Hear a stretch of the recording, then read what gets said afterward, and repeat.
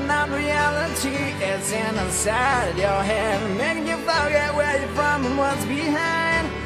Isn't it suspicious how the world's not your friend? Getting a return without any more than what you can never send.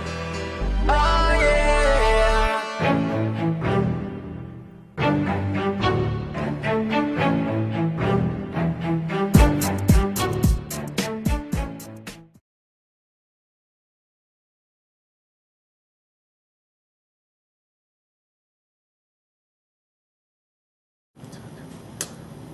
Hello, my name is Chase.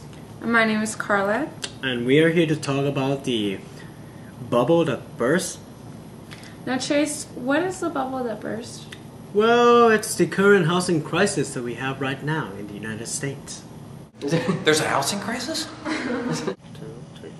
Yes, Mr. Drozbak, there is a housing crisis. Yeah, and it is a bad one. Just in Oregon, pre-foreclosures are up to 6,739. And out of foreclosures that have already gone down, almost 6,000. Bankruptcies alone are up to 3,160. I mean, come on, that's crazy. The pre-foreclosures house is up to 1,200 houses. And up to 1,000 houses right now is in foreclosures. That's a big number. And almost 513 people are in bankruptcy right now. This is the actual statistic right now in Portland. It is bad. It's terrible. As a result of the housing crisis, by doing so, they came in with the financial reform bill and the stimulus plan. From the stimulus plan, there was $4.7 trillion invested in it.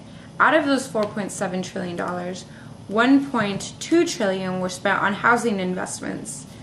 Out of those, $909 billion went to go to mortgage-backed securities purchased. Oh, that's basically buying mortgages back from Fannie Mae and Freddie Mac that they have sold to the people. $160 billion went to Fannie Mae and Freddie Mac debt purchases.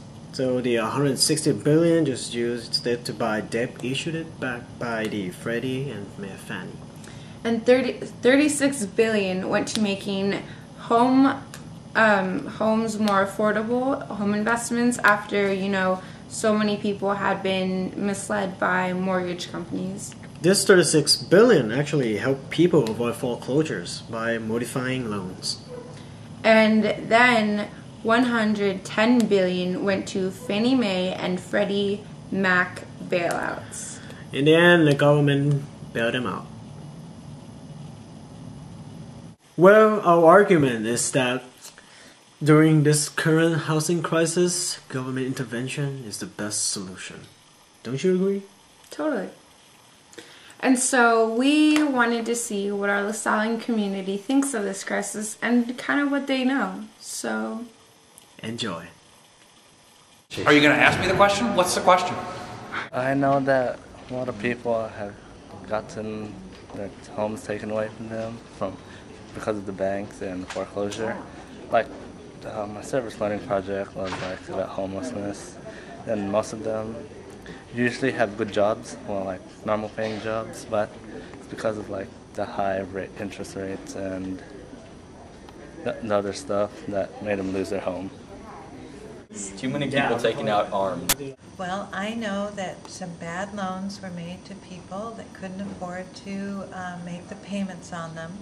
And then when either they were sold or they figured that out, they were all bundled together, all these bad loans, and they were put in other securities, and people borrowed monies against them because they were supposed to be secure.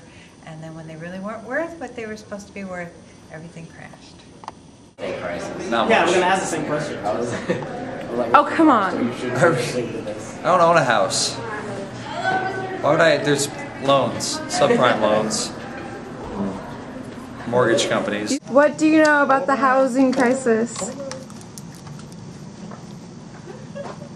You shouldn't be watching this, Mr. Barstow. Well, housing crisis came from the financial crisis stemming from faulty loans. Zach just took my pen.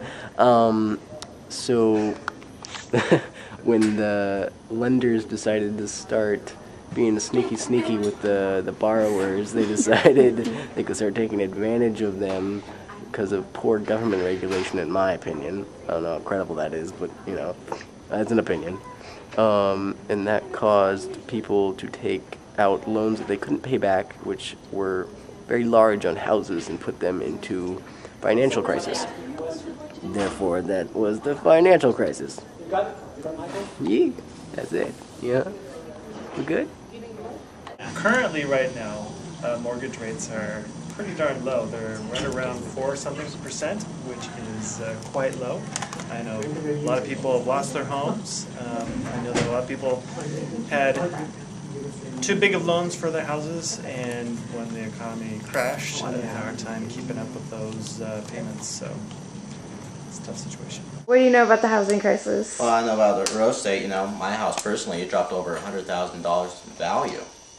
I mean, that's just only a year after buying it, which is kind of fortunate when you're trying to sell it. But that's.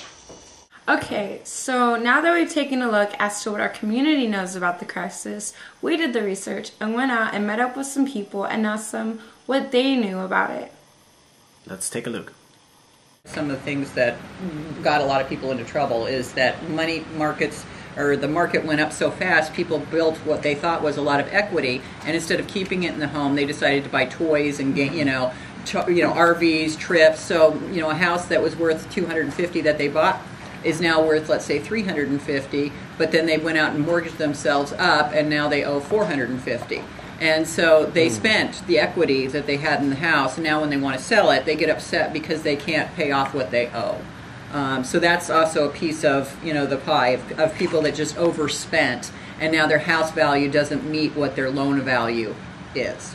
I think, during this housing downturn, people went out, bought really more house than they could afford, and now some of those people are losing their house to foreclosure, and some of it is because they lost their job. Also, people are losing a house, but I think mainly it's more house than they can afford, and we hear a lot of sympathy for those people from the politicians, but I think that the market should come down.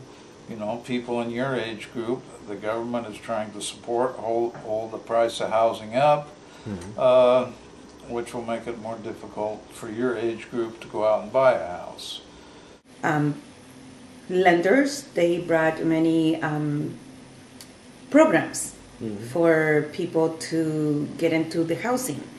In my opinion, a lot of the programs, they were great programs. Unfortunately, a lot of people that they got in those programs, they should have never got into it. So now that we know a little bit of what's gone on from other people's perspectives, why don't we take a look at a couple testimonies to see, what went wrong and how it really affected people. Take a look.